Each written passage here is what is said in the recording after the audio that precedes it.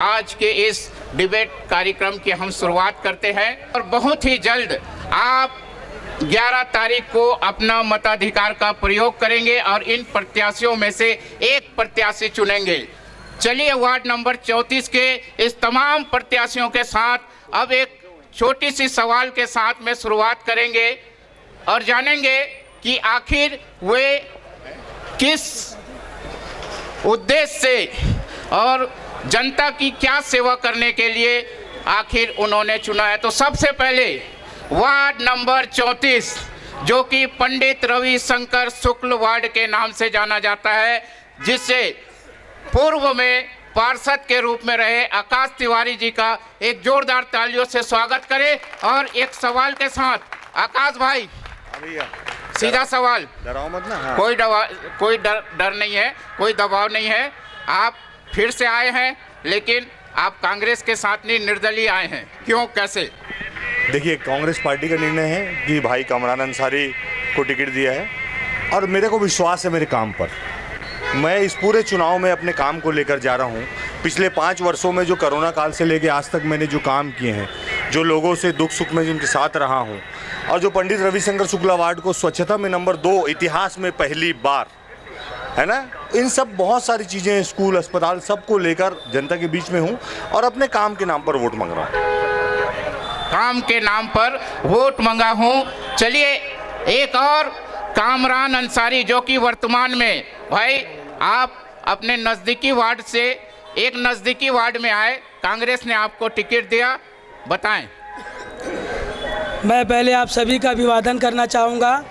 आप सभी का बहुत बहुत स्वागत है और अमन प्रकाश न्यूज़ का भी मैं स्वागत करना चाहूँगा, धन्यवाद देना चाहूँगा जो लोगों के बीच में लोगों की बातों को रख कर हमसे सवाल कर रही है।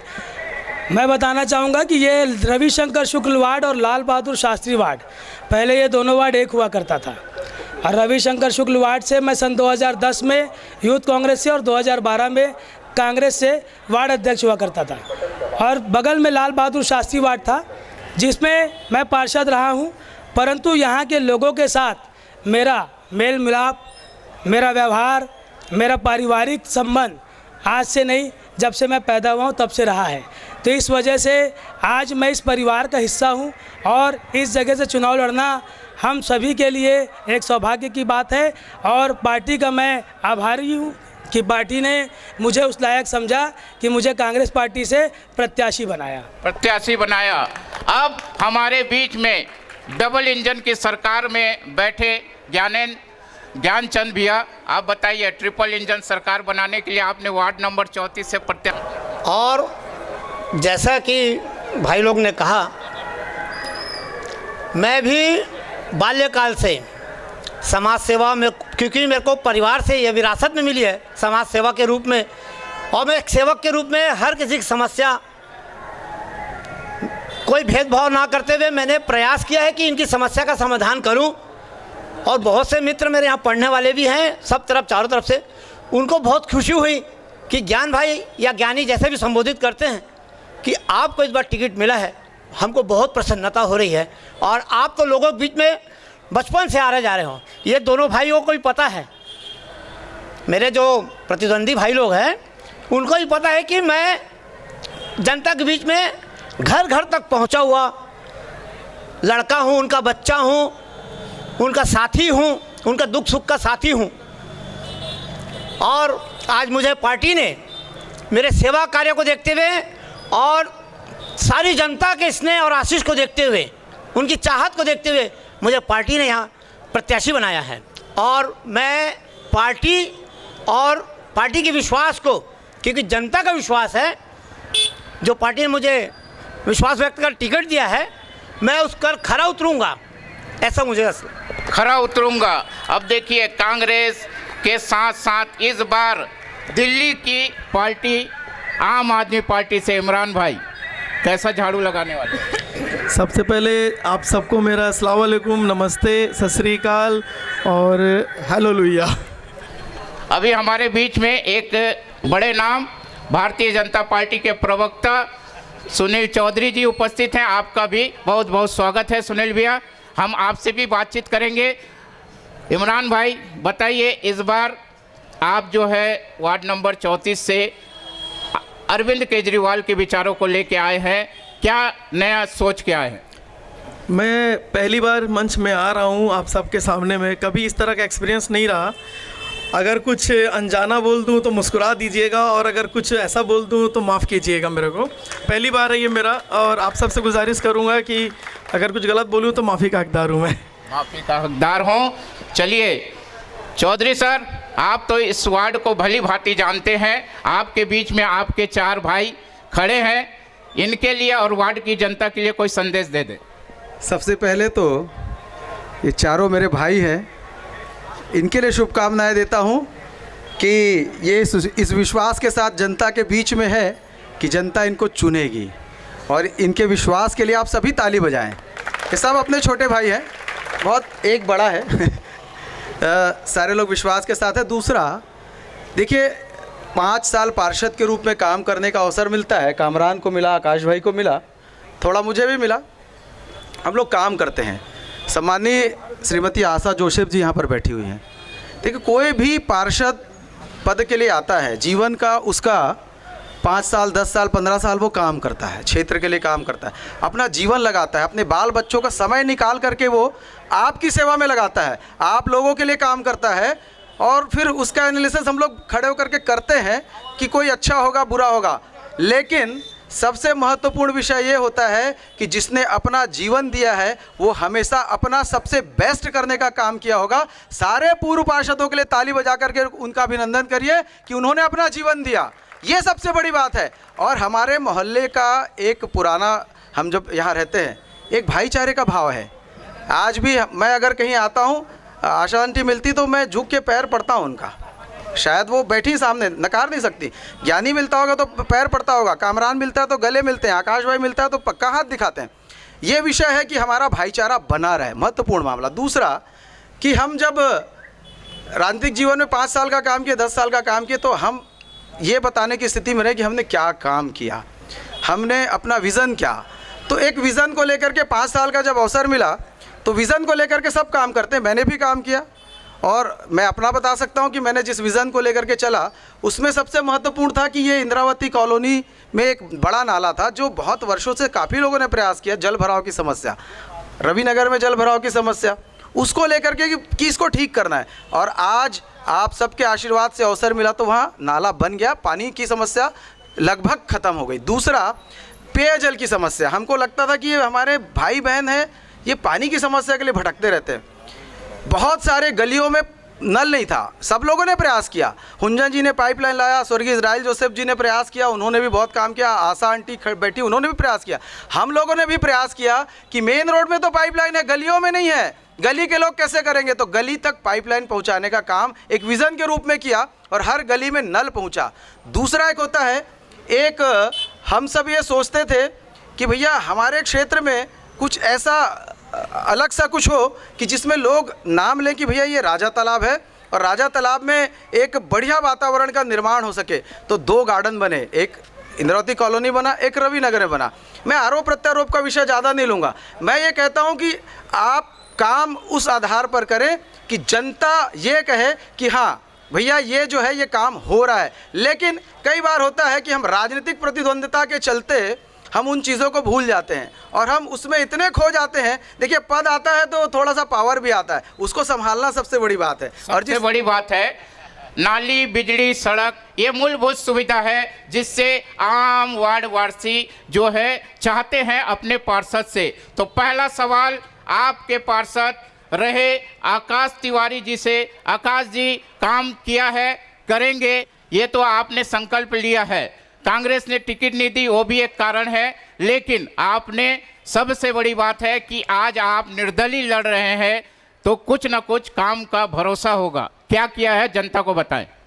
मैंने क्या किया है, सबसे पहले बताना चाहता हूं कि जैसे ही मैं इस वार्ड में आया, जो बीपी पुजारी स्कूल है, यहाँ लोग जानते हैं वहाँ मुर्गा लड़ाई होता था, 122 बच्चे पढ़ते थे।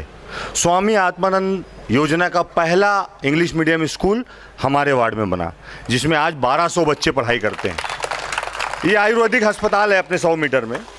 यहाँ पर हमर अस्पताल योजना से इस अस्पताल को हमर अस्पताल योजना में बदला, जिसमें आज पूरे छत्तीसगढ़ और रायपुर में ये स्वच्छता में नंबर 1 पर है और रायपुर शहर में सबसे ज़्यादा ओपीडी देने वाला अस्पताल यही है। ये 2 प्रमुख काम। तीसरा, आप सड़क देखेंगे, यहाँ से आप खड़े होकर देखिए, लाइट जल रही है। पहला वार्ड है जिसके अंदर वार्ड में भी सोलर लाइट लगी हुई है सड़कों का। तीसरा वार्ड जो 2019 में जब मैं यहाँ पार्षद बना तो यहाँ पे पानी के टैंकर आते थे। ये टैंकर मुक्त पहला वार्ड है, पंडित रविशंकर शुक्ला वार्ड। चौथी बात, स्वच्छता में नंबर 2 पर कुछ मार्क्स से मैं रह गया। वो सेग्रीगेट कचरा, गीला कचरा, सूखा कचरा, 22 मार्क्स मेरे कम थे शंकर नगर वार्ड से बस। और मैं भरसक प्रयास करूंगा कि अगली बार जब ये दौड़ हो तो वो पंडित रविशंकर शुक्ला वार्ड नंबर 1 पर आए रायपुर नगर में। 10 लाख रुपए का इनाम भी मिला। तीसरी चौथी आपको बात बता रहा हूं कि यहाँ पर पानी टैंकर आते थे। पहला रायपुर नगर निगम का टैंकर मुक्त वार्ड भी पंडित रविशंकर शुक्ला वार्ड है। और आप देखेंगे कि लगातार मैंने प्रयास से, लोगों के सहयोग से, अहिल्याबाई होलकर चौक जो 20 साल की उनकी मांग थी, वो चौक मूर्ति स्थापना हुई। लगातार मैंने प्रयास किया, कुछ बच गए हैं, उसको भी करने का संकल्प है। और पूरे रायपुर शहर जानता है कि कोरोना काल में पंडित रविशंकर शुक्ला वार्ड में कुछ अलग हुआ। और वो कैसे हुआ? यही जनता जो खड़ी है, इनके सहयोग से हुआ कि पंडित रविशंकर शुक्ला वार्ड में एक घर भी ऐसा नहीं रहा जहां चूल्हा नहीं जला। ये बहुत बड़ी बात है। वो समय राजनीति का नहीं था, वो समय इंसानियत का था। रमजान चल रहे थे उस टाइम में, जो भाई मेरे खड़े उनको याद होगा, रमजान भी चल रहे थे। मैंने पूरी ईमानदारी और निष्ठा के साथ प्रयास किया कि हमारे वार्ड में एक भी ऐसा घर ना हो जहां चूल्हा नहीं जले। ये उपलब्धि नहीं है, ये मानवता है। ये उपलब्धि नहीं है और मानवता है। इस वार्ड को और अच्छी तरह, एक अच्छा वातावरण, एक भाईचारा और लगातार प्रयास से और बेहतर करने का प्रयास निरंतर मैं करता रहूंगा। आप ये 2 खास प्रत्याशी हैं, क्योंकि अभी हमारे बीच कामरान अंसारी हैं जो लाल बहादुर शास्त्री से पंडित रविशंकर शुक्ला आए हैं। आप बताएं, आपने क्या काम किया जब आप पार्षद रहे हैं, क्योंकि आपका वार्ड भी इस वार्ड में समाहित है। मैं आप सभी को बताना चाहूँगा इस चैनल के माध्यम से कि जितना काम भाई आकाश तिवारी जी गिना रहे हैं, इससे कहीं ज़्यादा ही काम मैंने अपने वार्ड में किया। परंतु मैंने उस चीज़ों को दर्शाया इसलिए नहीं कि ये मेरे अपने हैं, किसको दिखाऊं मैं। कोरोना काल में राशन, बारिश भरने में डूबते हुए लोगों के घर तक मैं पहुंचा। आत्मानंद की बात अगर कहें तो हमारे यहाँ आत्मानंद जो स्कूल है, शांति नगर पीजे उमाठे स्कूल थी, उसको आत्मानंद स्कूल बनाया गया। आपको बता दूं, छत्तीसगढ़ का वो पहला स्कूल है जो हिंदी और इंग्लिश दोनों आत्मानंद है। एक इंग्लिश आत्मानंद बनती थी, उसको हिंदी भी बनाया गया और इंग्लिश भी बनाया गया। इसके अलावा मैं आपको बता दूं, यहाँ वो लोग मौजूद होंगे, वो बोले या ना बोले, हमको अपने कार्य को ऐसा करना है कि एक हाथ से करे, दूसरों को पता ना पड़े, किसी को शर्मिंदा ना होने दिया जाए। ये हमारे लोग हैं। 370 बच्चों का मैंने एडमिशन करवाया स्वामी आत्मानंद में। मैंने 200 लोगों को गैस सिलेंडर दिलवाया। आपको बता दूं, 35 से 40 साल से सड़कें नहीं बनी थी। 35 से 40 साल से सड़कें नहीं बनी थी, मैंने डामरीकरण करवाया। आज आप देख सकते हैं कि ये डामरीकरण 2 बारिश झेल चुकी है पर नहीं उखड़ी है अभी तक। मैंने इस सड़क को इतना मजबूत इसलिए बनाया क्योंकि 30 साल से यहाँ कोई झांकने नहीं आया।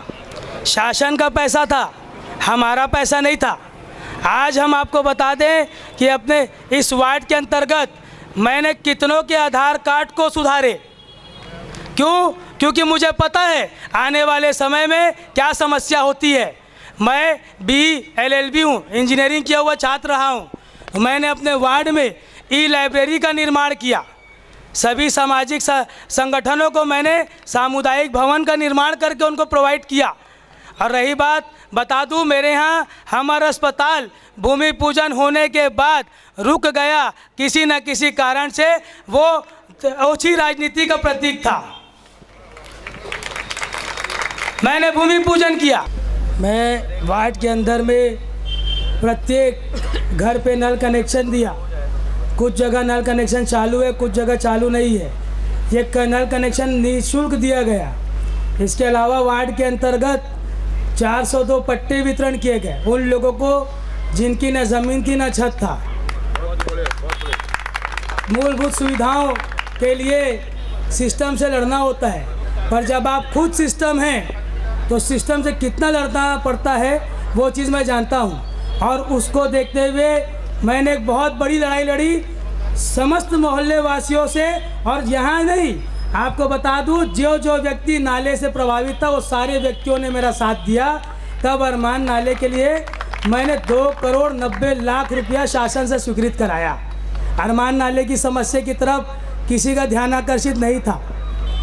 शासन कांग्रेस का था। कांग्रेस के शासन में भूपेश बघेल जी के पास जब मैं पहुंचा तो उन्होंने कहा तेरी समस्या बता। तो मैंने, जो हमारी माताएं बहनें, हमारे भाई, हमारे बुजुर्ग जो मेरे साथ गए थे, उनका आभार व्यक्त करूंगा, उनको धन्यवाद देना चाहूँगा। उन लोगों ने वहाँ कहा कि मुख्यमंत्री जी, सरकार आपकी, पार्षद आपका, विधायक आपका, मंत्री आपका, अब तो कुछ भला कर दो।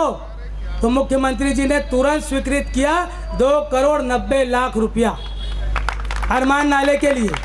आज अरमान नाला बनने वाला था, आचार संहिता लागू हो गई, सरकार बदल गई। सरकार के बदलने के बाद, आचार संहिता के बाद शासन बदला, शासन ने रोक लगा दिया, पर मेरी लड़ाई अभी भी जारी रही।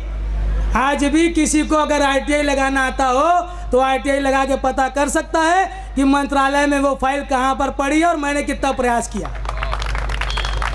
मैंने क्रिश्चियन समाज को, साहू समाज को, उत्कल समाज को और कई ऐसे समाज है जिनको मैंने भवन निर्माण करके दिया, परंतु मेरा समाज जो था वो मेरे से सवाल करता था, सब समाज को तो तुम भवन दिया, हमको काहे के लिए नहीं देते हो भवन।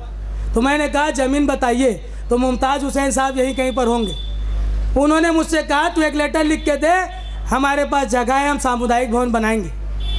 मैंने पत्र लिख के दिया, वो अगर होंगे तो शायद इस बात की पुष्टि कर सकते हैं। तो मैंने सामुदायिक भवन की मांग के लिए एक पत्र व्यवहार किया सत्ता सरकार को। उसके बाद वो भवन बनाने का, निर्माण करने का कार्य को किस तरीके से आगे बढ़ाना है वो मुमताज़ भाई बताएंगे।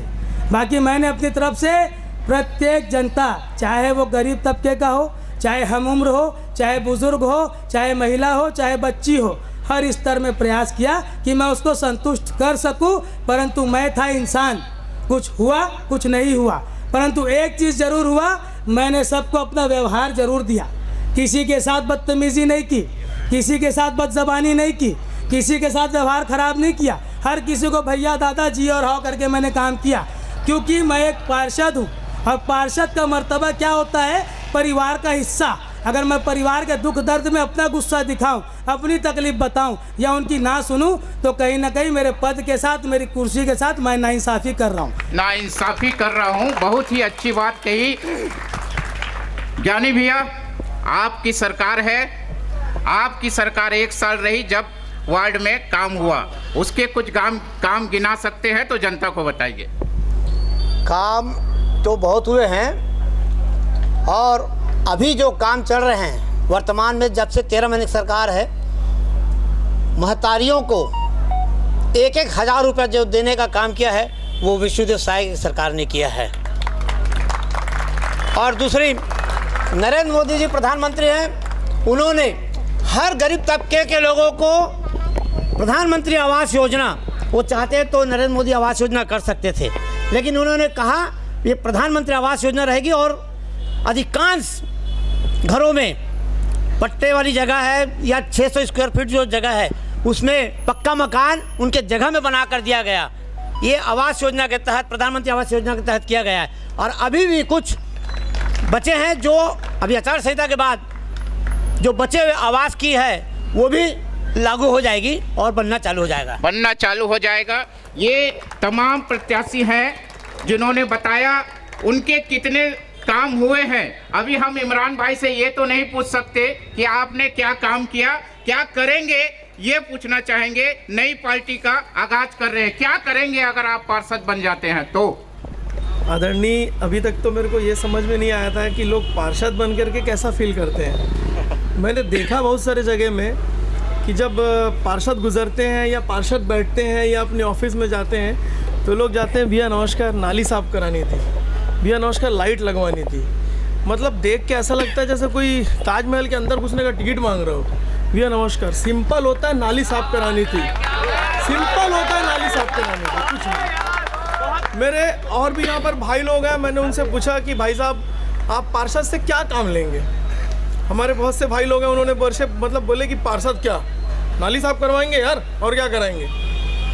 फिर कुछ भाइयों ने कहा कि पार्षद को जेब पे रखते हैं। मैं बोला चलिए, इतनापन होने के बाद पार्षद के पद के लिए लोग इतना गुरूर और इतना घमंड क्यों। मैंने साफ शब्दों में कहा है, लिखा है कि अगर मैं पार्षद बन जाता हूँ तो पैदल वार्ड में 2 चक्कर मारूंगा, 2 चक्कर। कहीं ऐसा बैठने की जगह नहीं रखूंगा मैं कि लोग मेरे पास आए भैया दादा, नहीं, ये चीज़ नहीं होने दूंगा। पार्षद का पद मतलब एक नौकरी, और ये बॉस, ये सब बॉस, ऑफिस के सब बॉस रहते हैं। ये आपको जो आदेश देंगे वो आपको करना पड़ेगा। लोग पार्षद के पद को एकदम ज़्यादा मान लेते हैं, बस यही चीज़ मेरे समझ में नहीं। काफ़ी दार्शनिक हो रहे हैं आप। लोग यहाँ पर आए हैं, उसके लिए आप सभी का बहुत बहुत शुक्रिया। मेरे 4-5 क्वेश्चन हैं। पहले मैं संपादक अमन प्रकाश न्यूज़ का हूँ। सबसे पहले मैं ज्ञान भैया से जानना चाहूँगा, भैया आपके हिसाब से क्या हमारे पार्षद में, हमारे मोहल्ले में, या क्या हिंदू मुस्लिम होना चाहिए कि नहीं होना चाहिए? देखिए, ये बात तो होनी भी नहीं चाहिए। राजनीति में धर्म होना चाहिए, धर्म में राजनीति नहीं होना चाहिए। सर इसी में एक कंटिन्यू है, मेरा इसी में एक कंटिन्यू है। अगर प्लीज़, अगर आप ये कहते हैं तो भारतीय जनता पार्टी क्यों एक भी मुस्लिम को यहाँ पर एक भी पार्षद के लिए टिकट क्यों नहीं दी? ये शीर्ष नेतृत्व जानेगा। मैं तो छोटा सा कार्यकर्ता हूं, मैं कैसे बता सकता हूँ। और ये वास्तव में आपका जो सवाल है मेरे लिए नहीं है, वो शीर्ष नेतृत्व से है। सर आप खड़े हैं भारतीय जनता पार्टी से, तो आपको कुछ तो जवाब देना पड़ेगा। मैं दे तो रहा हूँ ना, ये मेरे लिए सवाल नहीं है, ये शीर्ष नेतृत्व से है, आप उनसे पूछिए जाकर। मैं सुनील भैया आपसे एक क्वेश्चन मेरा, नहीं, इसका आंसर ठीक है, दे दिया उनने। सुनील भैया, राजा तालाब की जो स्थिति है, आप भी पार्षद रहे, भैया भी पार्षद रहे, कामरान भाई भी पार्षद रहे, तो कितना साल लगेगा राजा तालाब को बहुत अच्छी स्थिति में और बहुत अच्छे ढंग से हम लोग देख पाएंगे, क्योंकि आप भी पार्षद रहे हैं। तालाब का विषय है। तालाब का विषय, ठीक है, तालाब का विषय मुझे लगता है यहाँ सभी लोग जानते होंगे। उसमें थोड़ा न्यायालयीन प्रक्रिया का मामला है और लगभग उसमें बहुत सारी चीज़ें स्पष्ट हो गई हैं और निगम के पास भी न्यायालय के दस्तावेज हैं और उस आधार पर काम होगा। सभी ने प्रयास किया है, मैंने पहले ही कहा, पूर्व पार्षदों ने काफ़ी प्रयास किया और सबका, आप ये मान के चलिए शायद ये इस 5 साल के अंदर में राजा तालाब आपको बहुत सुंदर दिखाई देने वाला है। राजा तालाब की सफाई भी होगी, उसका सौंदर्यीकरण भी होगा और हम सब जैसे बचपने में नहाते थे, एक बार फिर सब मिलके नहाएंगे एक बार साथ। भले कोई भी पार्षद आ जाए, किसी भी पार्टी का, किसी भी पार्टी का विषय नहीं है। मैं तो कह रहा हूं कि भारतीय जनता पार्टी को चुने। दूसरा, आप एक महत्वपूर्ण प्रश्न ज्ञानचंद चौधरी से पूछ रहे थे, वो प्रत्याशी है। आप कह रहे थे कि यहाँ मुस्लिम प्रत्याशी क्यों नहीं उतरता।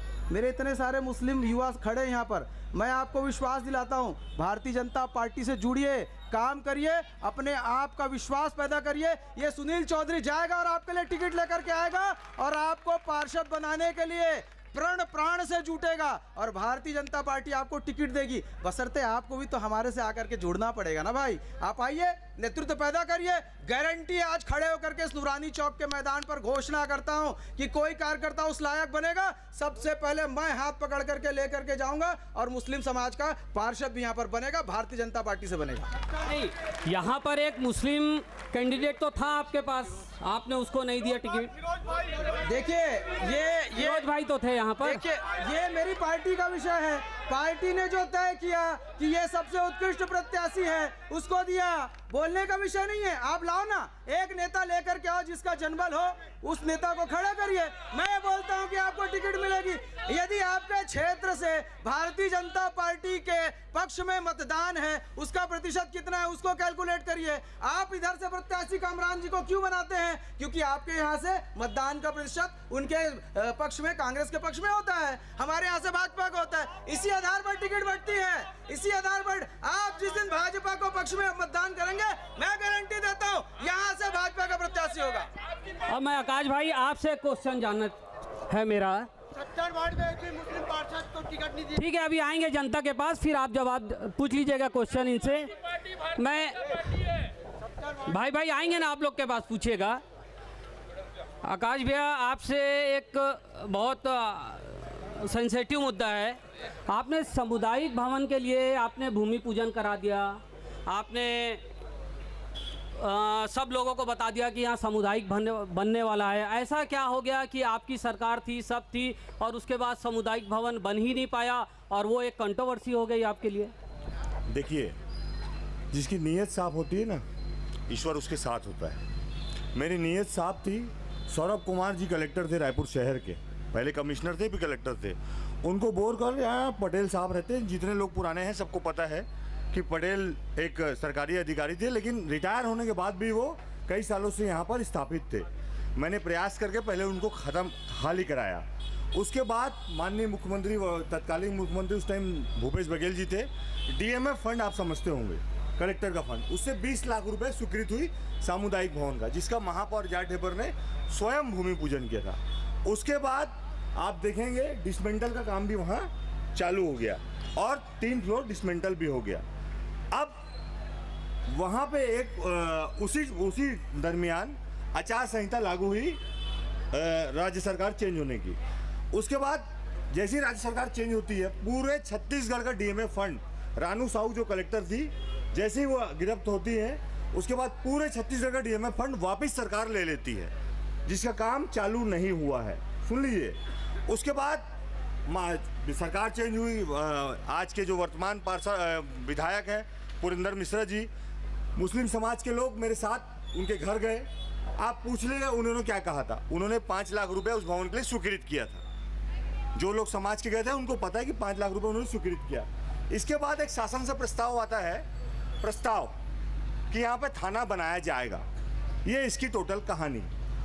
नहीं, थाना बनाया जाएगा, आपसे अगर पूछा गया तो आपका क्या याद आता? आपने क्या बोला शासन को? देखिए, कोई भी सरकारी निजी संपत्ति पर किसी भी पार्षद का प्रस्ताव या उसका एनओसी की जरूरत नहीं होता है। आपको तो विरोध तो करना था थाने का नहीं, कि सामुदायिक भवन बने और थाना ना बने। अब आप मेरी बात सुनिए ना। उसके बाद जैसे ही थाना प्रस्तावित हुआ, पुरिंदर मिश्रा जी को इसी चौक में बुलाया गया और यहाँ समाज के लोग बैठे, वो उस दिन भी बैठे थे। मैंने स्पष्ट रूप से बात कही कि भैया ऐसे ऐसे बात था, यहाँ पे 20 लाख रुपए आया हुआ था और इस पैसे का उपयोग होना चाहिए। उन्होंने यहाँ पे सब लोगों को विश्वास भी दिलाया। भाई फिरोज भाई अगर बीजेपी के यहाँ पर होंगे तो वो थे, उन्होंने विश्वास दिलाया कि भैया हम इसमें प्रयास करते हैं कि इसमें सामुदायिक भवन बने। आप पुरिंदर मिश्रा जी से पूछ सकते हैं। चलिए ठीक है। आकाश जी, आपसे एक सवाल और। आपने अगर 5 साल तक इस वार्ड के लिए इतना काम किया और आप अगर लोगों के दिल में जगह बना पाए, ऐसा क्या हो गया आपके जो ऊपर के नेता, बड़े नेता थे जो, वो लोग ने आपको इस टिकट के लायक ही नहीं समझा और आपको निर्दलीय खड़े होना पड़ा? अब आपको बताता हूँ। सुनील भाई मेरे बहुत अच्छी बात पर जनता उनसे सवाल कर रही थी, जातिवाद। जो जहर, काम के नाम पे वोट होना चाहिए, जात के नाम पे नहीं। जो कौम की बात करेगा वो काम नहीं करेगा और जो काम करेगा वो कौम की बात नहीं करेगा। याद रखिएगा, मैं पार्षद हूँ, मैं किसी भी धर्म का हूँ, मेरा धर्म मेरे चौखट के अंदर है, लेकिन जब मैं पार्षद हूँ तो पहले भारतीय हूँ। मेरे लिए सभी समाज का पूरा और ईमानदारी से उनका काम करना मेरा मकसद है, समझ गए। और मैं पूरे 70 वार्ड में पहला ऐसा पार्षद हूँ जो निर्दलीय खड़ा हुआ हूँ और अपने काम के नाम पर वोट मांग रहा हूँ। आप बोलिए कितनी जनता यहाँ खड़ी, मैं किसी को कुछ बोला हूँ? मैं सिर्फ बोलता हूँ कि मैं 5 साल में जो काम किया हूँ, यदि आप उससे सहमत हो तो मेरे को वोट दीजिए। ये मेरा काम है और इसी जनता का विश्वास है जो मेरे साथ है। और कांग्रेस पार्टी को मैंने 40 साल का उम्र का हूँ, 20 साल मैंने उस पार्टी का झंडा उठाया है। मेरे को मेरे काम पर विश्वास है, मेरी जनता पे विश्वास है, उसके विश्वास के साथ खड़ा हुआ है। और राष्ट्रीय पार्टी आपको टिकट दे सकती है, लेकिन पार्षद इन्हीं लोग बनाएंगे। यही जनता है जो पार्षद बनाती है, विधायक बनाती है, देश का मुख्यमंत्री बनाती है, प्रधानमंत्री बनाती है। तो जब इतना बड़ा चीज बना सकती है तो पार्षद भी बना सकती है। अगर आपको कांग्रेस टिकट दे देती और कामरान भाई निर्दलीय खड़े होते, तब आप क्या कहते? देखिए भैया, मैं आपको बताता हूँ, कामरान भाई, ये जो निर्दलीय लड़ने का विषय होता है, ये व्यक्तिगत होता है। मेरे को भी पार्टी के बड़े नेताओं का फ़ोन आया, लेकिन मैंने कहा कि नहीं यार, मेरे को लड़ना चाहिए। और जनता ने मेरे ऊपर दबाव बनाया कि भैया आप इतना काम किए हो, आपको लड़ना चाहिए, तो लड़ रहा हूँ। और जो फैसला 11 तारीख को ईवीएम में आएगा और 15 तारीख को जनता के बीच में आएगा, पूरा रायपुर शहर देखेगा कि राजा तालाब में काम के नाम पर वोट पड़ा है, जात के नाम पे नहीं। अगर आकाश भाई जीत जाते हैं वापस, तो क्या फिर से वो कांग्रेस को ज्वाइन करेंगे? देखिए, मैं जीत जाता हूं और मैं क्या करता हूं, ये सब गर्भगा का प्रश्न चिन्ह है। मेरे सवाल पहला ये है कि मैं जनता को विश्वास में लूं और 11 तारीख को 4 नंबर पर टेलीफोन छाप पर मतदान कराने का प्रयास करूं। नहीं, आकाश भाई का डीएनए अभी भी कहीं ना कहीं कांग्रेसी तो है। मेरी विचारधारा कांग्रेस की है, मेरे नसों में कांग्रेस थी, ऐसा नहीं है भैया। मेरी विचारधारा कांग्रेस की, उस पार्टी से जुड़ा हूँ। मेरे दादाजी यूनिट अध्यक्ष रहे, मेरे पापा रायपुर शहर जिला कांग्रेस के महामंत्री रहे। मैं जब पैदा हुआ हूँ तो मेरे घर में कांग्रेस का झंडा देखा हूँ। ऐसा तो नहीं, दो कांग्रेसी अगर लड़ रहे हैं आपस में, एक का डीएनए है, एक को टिकट मिली है, तो इससे तीसरी पार्टी को अगर फायदा ना हो जाए भाजपा को? देखिए, मैं फायदा और नुकसान की बात ही नहीं कर रहा हूँ, आप यही तो नहीं समझ रहे। मैं सिर्फ अपने काम की बात कर रहा हूँ, काम, सिर्फ काम।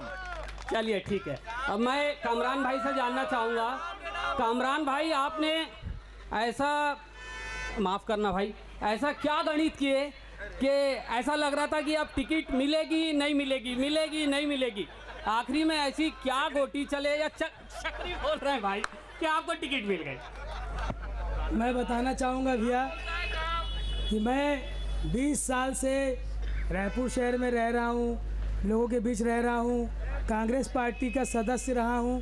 पर 20 साल से जब मैं कांग्रेस पार्टी का सदस्य था ना, तो मैं कांग्रेस में ईमानदारी से काम किया हूँ और लोगों के बीच में ईमानदारी से काम किया हूँ। आज निर्दलीय में जब लड़ा था भैया, तब एक बात थी, वो बात हमारे बड़े भाई बैठे वो बताएंगे आपको। उस समय मैं कांग्रेस से नहीं लड़ा था, उसके पहले। अब आज अगर आकाश तिवारी जी को टिकट मिलती तो मेरा वादा था, मैं निर्दलीय नहीं लड़ूंगा, ये मेरे लोगों से वादा था और मैं ज़बान का पक्का हूँ। मैं 20 साल से कांग्रेस पार्टी को जो अपना पसीना दिया, मेहनत दिया, पार्टी भी आला कमान जो होते हैं वो किसी का सुन के या एक पक्षी फैसला नहीं करते, वो व्यक्ति के हर पहलू को देखते हैं, हर व्यक्ति के व्यक्तित्व को देखते हैं, हर व्यक्ति के व्यक्तित्व को देखते हैं। तो पार्टी ने जिस तरीके से सिनेरियो बनाया, पार्टी ने जिस तरीके से सर्वे किया, पार्टी ने जिस तरीके से लोगों से पूछा, तो उस तरीके से पार्टी के अंदर में मेरा नाम जब पहले दर्जे में आया तो उसने मुझे सुनिश्चित किया कि यह हमारा सही उम्मीदवार होगा और इस चीज़ के लिए मैं पार्टी का सदैव आभारी रहूँगा। चुनाव 2 दिन का होता है, आप सभी का आशीर्वाद, आप सभी की दुआ मिले, मैं यही चाहूँगा।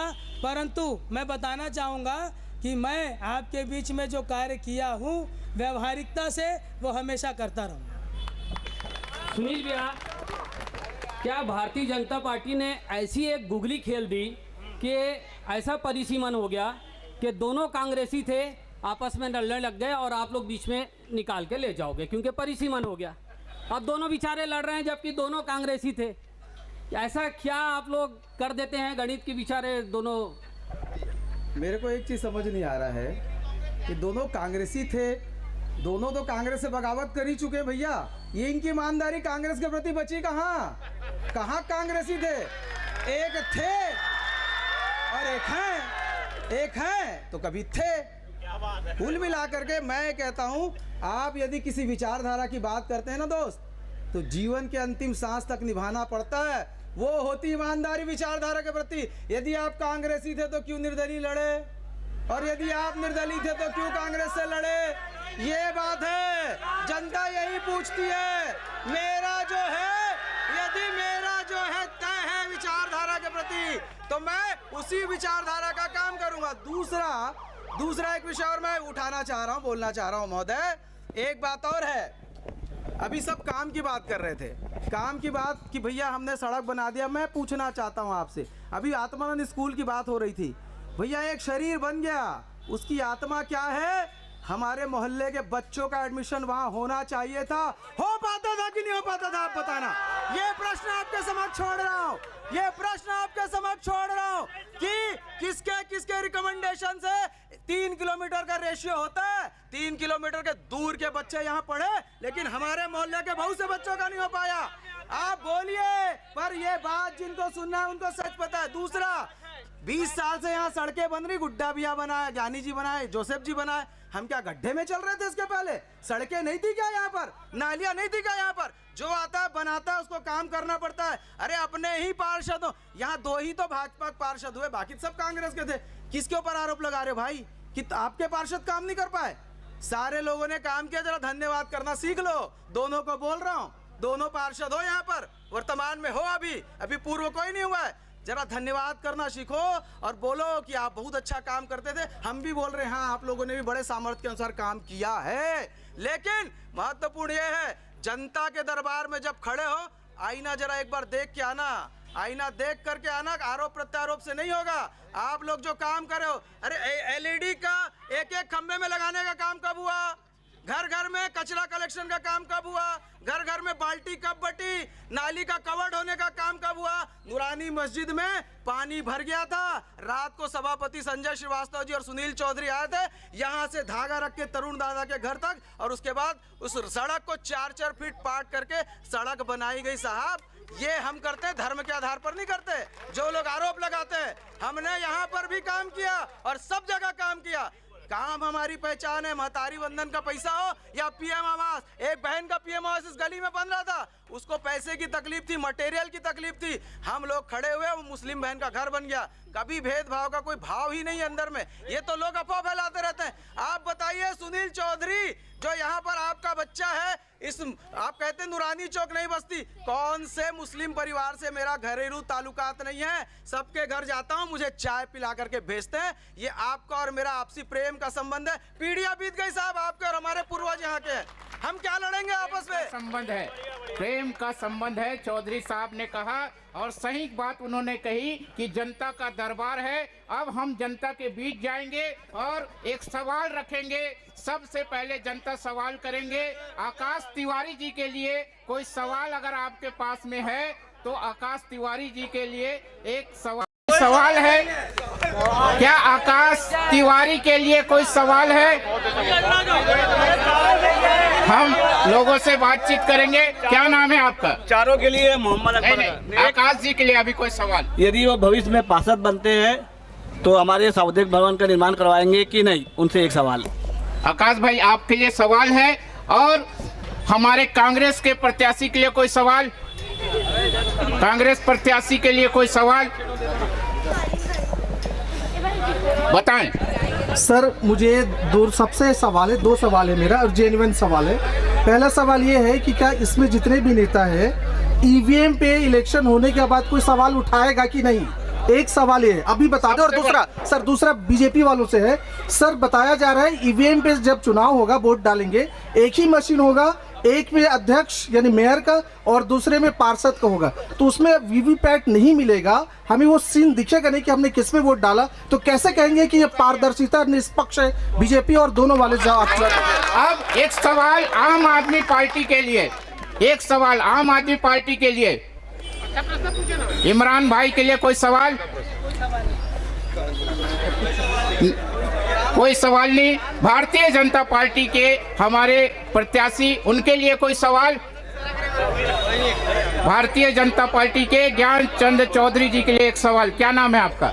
मेरा नाम मोहम्मद आरिफ खान है, मैं राहत आलम निवासी हूँ। मेरा सवाल सुनील भैया से है। 2 सवाल करूँगा भैया। आप कहते हैं कि कोई भी प्रत्याशी, मतलब कोई भी आम जन आके भाजपा से जुड़ जाए, हम उसका गले लगाकर स्वागत करेंगे। तो आम जन को ये छूट रहेगी कि उसको जय श्री राम के नारे लगाने के लिए बाध्य नहीं किया जाएगा किसी दूसरे समाज वाले को? क्योंकि आपके पुराने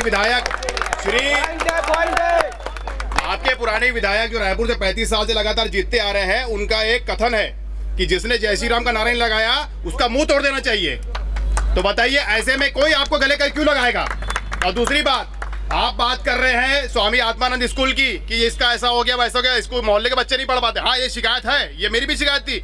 लेकिन अभी दैनिक भास्कर में रिपोर्ट आई है कि उसका फंड रोक दिया जा रहा है। वहाँ के शिष्यों के पास पेन और कागज किताब लेने के लिए पैसे नहीं है, वो कहाँ से आएगा? आपकी सरकार है, आप जवाब दीजिए। खाली शिकायत ना करिए, उसका निवारण भी बताइए। आप एक पक्ष के ऊपर मत डालिए, आप अपनी बात आपने सवाल किया, उसका निवारण भी हमारे कद्दावर नेता हैं, ये अपने अपने पार्टी के खास प्रवक्ता भी हैं, ये आपके जवाब देंगे। सबसे पहले आकाश भाई आपके सवाल। मेरे सवाल जवाब अकबर भाई ने सवाल पूछा है कि सामुदायिक भवन बनेगा, तो मैं विश्वास दिलाता हूं कि सामुदायिक भवन मिलेगा आप लोगों को। मिलेगा, सवाल मिलेगा। कामरान भाई आपके जवाब।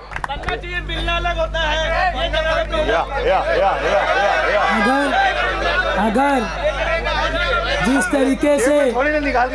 तरीके से सामुदायिक भवन का राजनीतिकरण हुआ, ध्रुवीकरण हुआ, तो उस सामुदायिक भवन के लिए अभी आपको सवाल किया गया था, ईवीएम का आप मुद्दा उठाएंगे? ईवीएम का मुद्दा उठाती है सरकार है, कांग्रेस की सरकार जो है, कांग्रेस पार्टी या आला कमान ने ईवीएम पे पहले ही सवालिया निशान लगा चुका है। परंतु आपको पता है डबल इंजन की सरकार है, पता है आपको। यहाँ तो आपकी सुनवाई नहीं है, नेताओं की सुनवाई नहीं है, जनता भी इसके लिए जागरूक हो। जनता वहाँ अधिकारियों से पूछे, मुझे बताएं मेरा वोट कहाँ गया है। ये अधिकार निर्वाचन की जो नियमावली होती है उसको देखें, उसमें समझें। आपका भी अधिकार है, आपके लिए सड़क की लड़ाई, आपके लिए आपके घर तक की लड़ाई, आपके लिए आपके हक की लड़ाई नेता लड़ेगा, पर नेता के लिए ईवीएम की लड़ाई आपको भी लड़ना पड़ेगा। सुनील भैया, जो सवाल जनता ने आपसे किए हैं, एक मिनट आकाश भाई। ईवीएम पे बोलना चाहूँगा। सबसे पहले आप सब लोगों से अनुरोध है, जो आपका प्रत्याशी उसको वोट जरूर करें। ईवीएम में 2 स्विच हैं और 2 मशीन लग रही है। जो पिंक पेपर आएगा वो पार्षद का, जो व्हाइट पेपर आएगा, चूंकि हमारे यहाँ 16 प्रत्याशी महापौर के, इसलिए 2 ईवीएम लग रहा है। आपको पहले नंबर पर बटन दबाना है, महापौर में जो आपको इच्छा है उसमें बटन दबाना है। तो सुनिए, सवाल एक मिनट कुछ बता रहा हूँ, सुन तो लीजिए सर। दूसरा, आपको पार्षद पे दबाना है। यदि आपको किसी को एक को देना है तो आपको इंड बटन दबाना जरूरी है, इस बात का ध्यान रखेंगे, नहीं तो आपका वोट इनवैलिड हो जाएगा। यही आप लोग को बताना था बस। बहुत बढ़िया। चौधरी सर, सीधा सवाल जनता का था। बहुत मोहब्बत भरा सवाल था, थैंक यू मेरे भाई। एक बात बता, मैं ईवीएम पे थोड़ा दो लाइन बोल दे रहा हूँ। देखिए, ईवीएम के विषय में लगातार अनर्गल जो चीज़ें फैलती हैं, निर्वाचन आयोग ने दिल्ली में 3 दिन तक ईवीएम मशीनों को रखा और कहा कि देश या दुनिया से कोई भी व्यक्ति आए, इसका परीक्षण करे, इसको हैक करके दिखा दे या जो भी करके दिखा दे। कोई नहीं गया भैया, यहाँ पर आप अफवाह फैलाते रहो, कोई नहीं गया वहाँ पर और कोई करके भी नहीं दिखा पाया। ये बात खत्म। ईवीएम से जब आपके लोग जीतते हैं तो आपको लगता है कि ईवीएम ठीक है, आपकी सरकार बनी तो ठीक है, और जब कहीं दूसरे दलों की जीत जाते हैं तो आपको लगता है सेटिंग हो गई। ऐसे नहीं चलता है साहब, दोहरा मापदंड मत करिएगा। दूसरा, अभी भाई का सवाल था, दोनों सवाल का मैं बहुत गंभीरता से जवाब दूंगा। देखिए, भारतीय जनता पार्टी या कोई भी राजनीतिक दल किसी भी धार्मिक मामलों में गला पकड़ के किसी को कुछ नहीं बुलवाता था। ना मुझे आप नारे तकबीर अल्लाहू अकबर बुलवा सकते हो, ना मैं आपको जय श्री राम बुलवा सकता हूँ। जी आप सुनिए ना, आपका प्रश्न सुना, आप क्रॉस मत करिए, आप जवाब सुन लीजिए, आप जवाब सुनिए। देखिए, कोई भी व्यक्ति, हम लोग यहाँ पर आज राजा तालाब में खड़े हैं, आप बता दिए किसी को कभी सुनील चौधरी ने बोला आके जय श्री राम बोलो? कभी सुनील चौधरी को पकड़ करके किसी ने बोला कि आपको ये बोलना पड़ेगा? हम लोग जो है सर्वधर्म समभाव से, मैं कहता हूँ, रोज बैठता हूँ यहाँ पर आकर के, मैं तो हम लोग की 3-3 बजे रात तक बातचीत होती साहब, यहीं पर बैठते हैं, चाय पीते हैं, गप मारते हैं, लेकिन हम आपके धर्म का सम्मान करते हैं, आप हमारे धर्म का सम्मान करते हैं। सुनिए एक लाइन, मोहब्बत धर्म हो जाए, दिल ईमान हो जाए, और हम अपने आप को इतना फैलाएं कि सारा हिंदुस्तान हो जाए।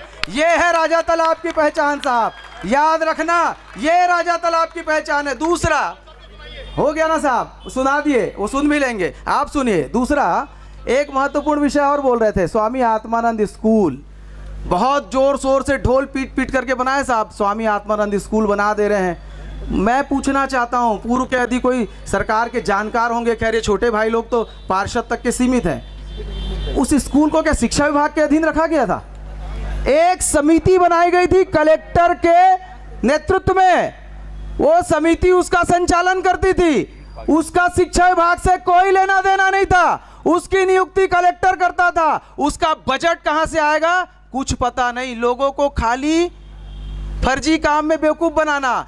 भारतीय जनता पार्टी की सरकार आने के बाद स्वामी आत्मानंद स्कूल का सबसे पहले शिक्षा विभाग में सब विलयन किया गया है, नहीं तो जाकर के पूछ लेना साहब अगर कोई बात झूठ बोल रहा हूं। पहला अरे अखबार से नहीं चलता, जाओ ना भैया, अखबार से नहीं चलती सरकार, अखबार। अरे आप क्रॉस करोगे तो फिर जवाब नहीं सुन पाओगे, जरा हिम्मत रखो, हिम्मत रखो। दूसरा, अभी जो परिस्थितियां बनी जिसके बारे में लगातार आप लोग सुन रहे हैं, सरकार ने बजट रिलीज किया है, बहुत जल्दी सारी व्यवस्था चौक चौबंद होगी और उस आत्मानंद स्कूल को जिसको लावारिस तरीके से बनाया गया था, अब पीएम श्री में वो सारी स्कूल शामिल हो रही है और आप देखिएगा कुछ सालों के बाद वो स्कूल प्राइवेट लेवल की स्कूल से भी बेहतरीन स्कूल होगी। ये मैं दावे के साथ आज आपके पीछे बोल के जा रहा हूं। जनता के सवाल का यहाँ पे कामरान भाई सीधा कांग्रेस के ऊपर आरोप है। भैया मैं बताना चाहूँगा, माननीय भूपेश बघेल जी, कांग्रेस की सरकार ने प्रत्येक गरीब बच्चों के एडमिशन के बारे में, इंग्लिश मीडियम के बारे में जब सोचा तो उन्होंने बहुत सर्वे किया और सर्वे करने के पश्चात उन्होंने इतना बड़ा स्ट्रक्चर तैयार किया। उस स्ट्रक्चर के साथ उन्होंने गाइडलाइन तैयार की और शिक्षा विभाग को सारी सूचना दी और कोई व्यक्ति बैठ के नहीं बनाया, शिक्षा विभाग ने इस योजना को बनाया ताकि लोगों तक ये सुविधा पहुँचे। आज बड़े भैया हमारे बताते हैं कि सरकार पीएम श्री योजना पे चली गई। अरे स्टेट का क्या होगा, सब पीएम को दोगे तो?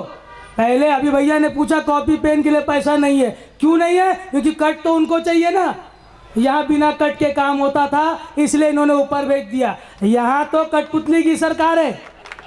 क्या काम हुए 13 महीने में? चाकूपुर, अराजकता का माहौल, गृह मंत्री के गृह क्षेत्र में गृह युद्ध छिड़ गया हिंदू मुस्लिम, और हम यहाँ एकता का पाठ पढ़ा रहे हैं। हम एक रहेंगे भैया हमेशा, ये मेरा वादा है आपसे, क्योंकि हम सब एक थे, एक हैं, एक रहेंगे। और याद रखिएगा भैया, उस एकता में हम आपको पहले से शामिल मिलेंगे, आप सेकेंड रहेंगे। आपसे मोहब्बत हमेशा थी, हमेशा है, हमेशा रहेगी। आकाश भाई, आप तो कांग्रेस पार्टी में रहे हैं, 20 साल रहे हैं, अभी निर्दलीय हैं, लेकिन सवाल वो भी है जब आप पार्षद थे तब आपके यहाँ राहुल गांधी जी ने उद्घाटन किया था। जवाब दीजिए चौधरी साहब। देखिए, जैसी भारतीय जनता पार्टी की सरकार बनी उस टाइम शिक्षा मंत्री बने माननीय बृजमोहन अग्रवाल जी। बृजमोहन अग्रवाल जी ने जितने स्वामी आत्मानंद स्कूल पूरे छत्तीसगढ़ में थी, वो पहले उसमें अध्यक्ष हुआ करते थे कलेक्टर के माध्यम से पूरे जिले में स्वामी आत्मानंद योजना चलती थी स्कूलें। तो वहाँ कोई भी प्रॉब्लम होता तो हम अपने कलेक्टर को बताते थे, सर इसमें ये इशू है, ये प्रॉब्लम है, तो उसका निराकरण किया जाता था। उसके बाद जैसी सरकार बदली, पूरे को शिक्षा विभाग में मर्ज कर दिया गया। आज की पोजीशन ये है कि 5 लाख रुपए पूरे साल में प्रिंसिपल मैडम को दिया जाता है। जैसे कहीं चाक बोर्ड खत्म है, पेन खत्म है, कॉपी खत्म है, तो पिछले 1.5 साल से तो नहीं मिला था। आज अभी थोड़े दिन पहले कुछ पेमेंट आया है जो मेरी जानकारी में है। मैं ये चाहता हूँ कि जो शिक्षा है और जो स्वास्थ्य व्यवस्था है, इसमें कोई भी राजनीति ना हो, क्योंकि स्वामी आत्मानंद एक आम आदमी का जो साइकिल में चलता है, जो रिक्शे में सब्जी बेचता है, उसके बच्चे को इंग्लिश मीडियम में पढ़ाने का सबसे बड़ा माध्यम था। मैं मानता हूं कि 100% उसमें बच्चे नहीं पढ़ पा रहे हैं, लेकिन कुछ बच्चे तो पढ़ रहे हैं, 70% पढ़ रहे हैं, 80% पढ़ रहे हैं। मैं इस पर नहीं जाऊँगा। मैं ये चाह रहा हूँ कि समाज को नई दिशा तो मिल रही है। हमारे लोगों के बीच के बच्चे उसमें इंग्लिश मीडियम में पढ़ रहे हैं। 10 साल बाद जब राजा तालाब के बच्चे पूरे देश में नाम रोशन करेंगे ना, तब पता चलेगा स्वामी आत्मानंद योजना का क्या लाभ हुआ।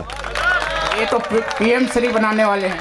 देखिए, अब सरकार केंद्र में उनकी है, प्रदेश में उनकी है, निर्णय उनका होगा। वो पीएम श्री बनाते हैं कि सीएम श्री बनाते हैं। मैं ये चाहता हूँ निष्पक्ष रूप से स्वास्थ्य और शिक्षा में कोई समझौता ना हो, कोई समझौता ना हो। और कांग्रेस के सवालों का भी दिल से जवाब दिया है। अब एक बार फिर जनता के बीच जाएंगे और एक सवाल लेंगे जनता के बीच से। कोई सवाल पूछो ना, मैं सुनील चौधरी जी से एक सवाल करना चाहूँगा।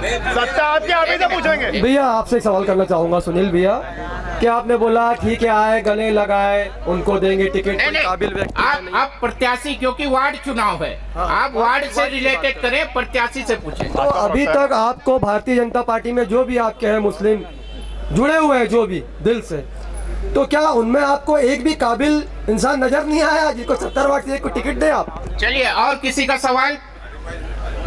और कोई सवाल? के लिए कोई सौंदर्यीकरण नहीं हुआ है, तो जानना चाहता हूँ भाई ये क्यों नहीं हुआ करके। अगर वही तालाब अगर नूरानी चौक की अगर कोई क्षेत्र में होता तो आज वो तालाब में भाई वो जलकुंभी नहीं तैरती। वो तालाब इसलिए वहाँ पे ऐसा है क्योंकि वहाँ पे हिंदू में लोगों की ज़्यादा संख्या है। तो भाई अगर एकता के सवाल की बात है तो भाई इसमें कोई जवाब दे। बिल्कुल। और भी आपके प्रत्याशी हैं, उनके लिए कोई सवाल? बोलिए। भैया ने जो बोले ना कि वहाँ पे हिंदू रहते हैं, ये गलत बात है। वहाँ मुसलमान भी रहते हैं। ऐसा नहीं, आप सवाल करिए, अपने वार्ड पार्षद से सवाल करिए, मूलभूत सुविधाओं पे सवाल करिए। बताए। स्वामी आत्मानंद की अभी बात चल रही थी। मैं चाहूँगा कि वार्ड में जो बच्चे पढ़ते हैं या पढ़ने वाले हैं उनकी 40% की भर्ती की जाएगी। इस बात से वो सहमत है कि नहीं है? उनके हम जवाब ले लेते हैं। सबसे पहले कामरान भाई, आप ही बता दें। शुभम भाई धन्यवाद। शायद मैंने आपके साथ भी बहुत अच्छा समय बिता रहा हूँ, आपके भी लिए कहीं ना कहीं खड़ा हुआ हूँ कभी, उस चीज़ को भी आप याद रखिएगा। और रही बात तालाब की भी, राजा तालाब के सौंदर्यीकरण के लिए जब मैं पार्षद बना तो 2 करोड़ की फाइल सेंक्शन करवा के मैंने भेजा। उस राजा तालाब में जैसे भैया ने शुरू में बताया कि न्यायिक प्रक्रिया पे वो अभी अधीन है, उस न्यायिक प्रक्रिया के तहत उस पर मैं कुछ नहीं कर पाया, परंतु उस तालाब से लगा हुआ मंदिर था, उस मंदिर में महिला समिति मुझे लेके गई। ज्योति कक्ष ढह चुका था और उनका कहना ये था, बेटा सुंदरानी जी आए थे, पटाखा फोड़ के चले गए, 5 लाख दिए हैं बोले, पर अभी तक ज्योति कक्ष नहीं हुआ। हम लोग डर डर के ज्योति जलाते हैं और हम वहाँ से हट जाते हैं। तो मैंने कहा मैं पटाखा नहीं फोड़ूंगा, मैं काम करके दिखाऊंगा। और शायद दिल पे हाथ रख के बोलना शुभम भाई, किया कि नहीं किया? जवाब आप ही देना, मैं नहीं दूंगा। जवाब आप देना, मैं नहीं दूंगा। मैं मोहब्बत का पुजारी हूँ। भैया कंप्लीट हो जाने दीजिए। देखिए, मैं आपको बता दूँ, ज्योति कक्ष के लिए शासन का पैसा लाके मैंने ज्योति कक्ष का निर्माण किया। प्लस आपको बता दूँ, वहाँ शिव भगवान जी की प्रतिमा लगी है। उस प्रतिमा में जब बाउंड्री वॉल बढ़ाने की बारी आई, स्वयं घनश्याम चौधरी जी थाने आए थे और कह रहे थे कामरान के खिलाफ FIR कैसे कर दोगे जब वो हमारा काम कर रहा है। तो सुनिए भैया नहीं, हमारे बीच में जो नाइतफाकी है भैया उसको ख़त्म कर लेने दीजिए। कारण क्या है ना, वो मेरे घर के पास रहता है, उसको कोई समस्या होती है मेरे को फ़ोन लगाता है, मेरे को कोई बात होती है मैं उसको फ़ोन लगाता हूँ, हम भाई है। लेकिन सवाल जायज़ था। इसके अलावा आपको बता दूँ, मैं जो गुंबज निर्माण होना था उसके अलावा मंदिर, शीतला माता मंदिर की बात कर रहा हूँ। भाई मेरा सौभाग्य है, मेरी बात सुनिएगा भाई, मेरी बात सुनिएगा। किसी चीज़ की पूर्ति को कैसे किया जाता है, मैं आपसे सवाल कर रहा हूँ। नूरानी चौक का आप जो बात बोले मैं उसका जवाब दे रहा हूँ आपको, मैं वो बात नहीं बता रहा हूँ कि मंदिर जहाँ भी हो, आप आनंद नगर गुरुद्वारे जाइएगा, आनंद नगर बालाजी मंदिर जाइएगा, आप बता दूँ मैं आपको हमारा समाज मुस्लिम समाज बहुत सभ्य समाज है। लोग क्या कहते हैं मैं नहीं जानता, लोग उसके बारे में क्या सोचते हैं मैं नहीं जानता, ना मैं जानना चाहता हूँ। पर आपको कभी लगा कि मैं मुसलमान हो के आपसे मिला? उस मंदिर का निर्माण जब मैंने किया ना तो माताओं बहनों ने मेरे लिए महा आरती रखे। आपको बता दूं मैं आपकी जानकारी के लिए, स्वयं कुलदीप जुनेजा जी वहाँ पहुँचे और पंडित जी ने कहा कुलदीप भैया आप थोड़ा साइड होइए, इसका कर्म है पूरा, इसको देना चाहिए। इसके लिए हमने कार्यक्रम रखा है। देखिए, काम करने वाला सुनील भैया ने बहुत अच्छी बात बोले, जो भी व्यक्ति जब पार्षद बनता है, कोई नेता बनता है, एक जिम्मेदारी होती है भाई। ठीक है, आदमी कभी आपके पास पहुंचा, कभी नहीं पहुंचा, कभी हाँ बोला, काम नहीं हुआ, परंतु आपके साथ व्यवहारिकता ताउम्र थी, है, रहेगी, ये याद रखिएगा भाई। एक चौधरी सर, आपके भी सवाल थे।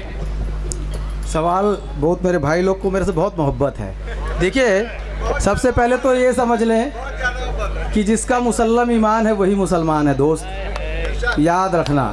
तो आपका ईमान कितना मुसल्लम है उसको ज़रा सोचिएगा, विचार करिएगा, ठीक है। आप देखो ऐसे करोगे तो नहीं होता दोस्त, सुनना भी सीखो ना, खाली बोलोगे तो नहीं होगा।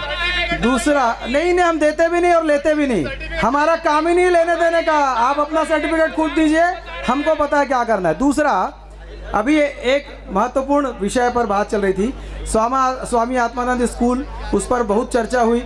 मैं पूछना चाहता हूँ, आज जो बीपी पुजारी स्कूल के भवन में स्वामी आत्मानंद स्कूल बना है, क्या नगर निगम के द्वारा वो स्कूल जर्जर घोषित नहीं थी क्या? बिल्डिंग वो जर्जर घोषित हुई थी और नई बिल्डिंग 1.5 करोड़ रुपए में बने, ऐसा मेरा प्रस्ताव था। 5.5 करोड़ में लीपा पोती किया गया, अभी भी गिरती है वो बिल्डिंग, जाके देख लेना भैया। तो ये है आत्मानंद की हकीकत, जरा जाके देखना कि वो इतनी पुरानी, आप में से बहुत लोग पढ़े हैं, जरा देखो उसको।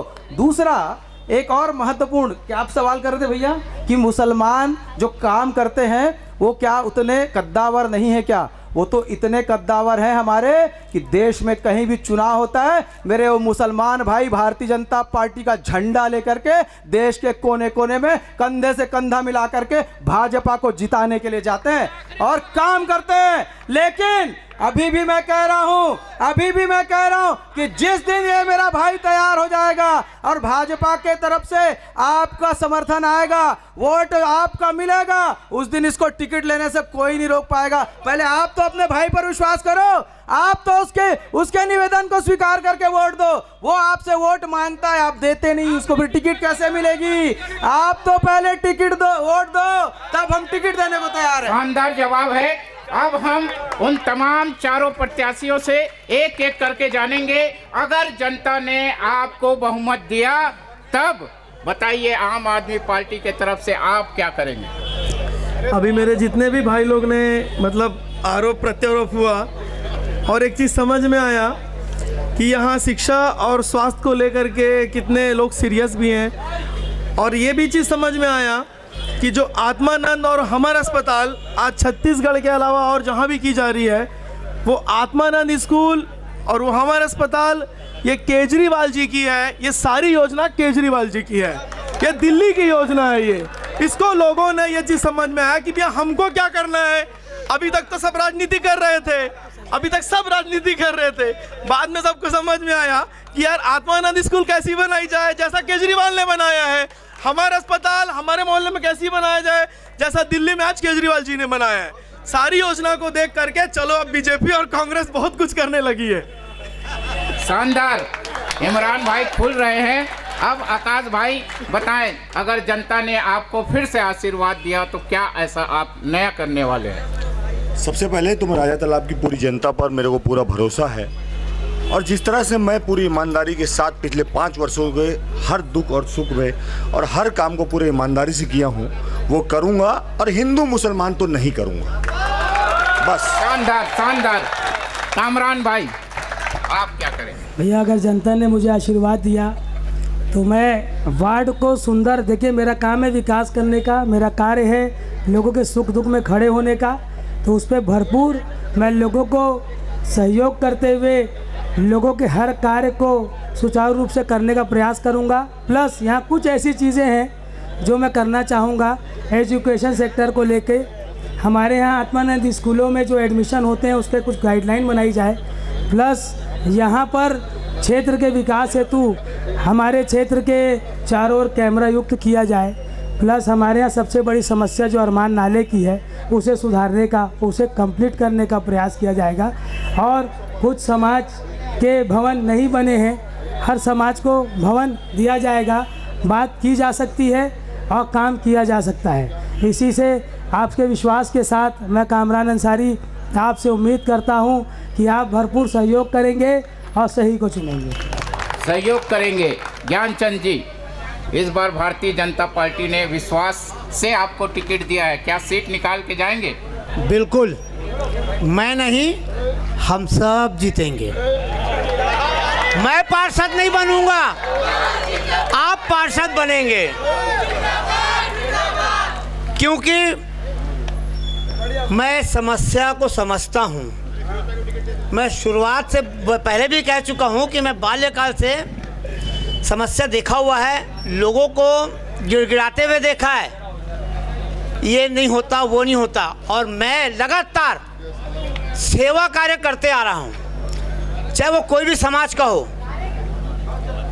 मैं लगातार कर रहा हूँ। और मैंने तो SSS पर शिक्षा, स्वच्छता और स्वास्थ्य, ये मेरे 3 मुख्य लक्ष्य हैं। यदि शिक्षित होगा तो आसपास का वातावरण बहुत अच्छा होगा, और आसपास का वातावरण अच्छा होगा तो हम सब अच्छे रहेंगे। ये जो बात हो रही है वो नहीं होगी, क्योंकि शिक्षा की कहीं ना कहीं कमी है, ऐसा लगता है। पढ़े लिखे अनपढ़ गंवार बोलते हैं ना। और दूसरी स्वच्छता, मैं 2007 से स्वच्छता अभियान चला रहा हूँ श्री आज़ाद क्लब के माध्यम से। मेरे युवा साथी हैं, बहुत से लोग जुड़े हुए हैं उसमें, और मैं लोगों को प्रेरित करता हूँ कि आप पूरे क्षेत्र में तो स्वच्छ नहीं कर सकते, आप अपने घर के आसपास को स्वच्छ बनाए तो आपका वार्ड अपने आप स्वच्छ हो जाएगा। दूसरा, यदि आपका वार्ड स्वच्छ रहेगा तो आप स्वस्थ रहेंगे। नहीं तो ये सब करने, जो नालियों में ऊपर से लगने का है, और भी जो जगह जगह लगने की जरूरत ही नहीं पड़ेगी वो। अच्छा। और नालियों को जो निकासी है, जिनमें कचरा जाम हो जाता है, यदि आपने काम किया है तो बताने की जरूरत नहीं है। और दूसरी बात, मैं बोलता नहीं, मैं काम पे विश्वास करता हूँ, मैं कर्म पे विश्वास करता हूँ, बोलने पे भी नहीं, बस कर्म पे विश्वास करता हूँ। शानदार जानदार वार्ड नंबर 34 पंडित रविशंकर शुक्ल के ये वो 4 होनहार प्रत्याशी हैं जिन्होंने शानदार तरीके से जनता का जवाब दिया। इन तमाम प्रत्याशियों का हम तहे दिल से स्वागत करते हैं। आपने काफी शानदार तरीके से आपने हमारा सहयोग किया। तमाम जनता का भी धन्यवाद। लेकिन सबसे अमन प्रकाश न्यूज़ अपील करता है 11 तारीख को आप अपना मताधिकार करने जरूर जाएं।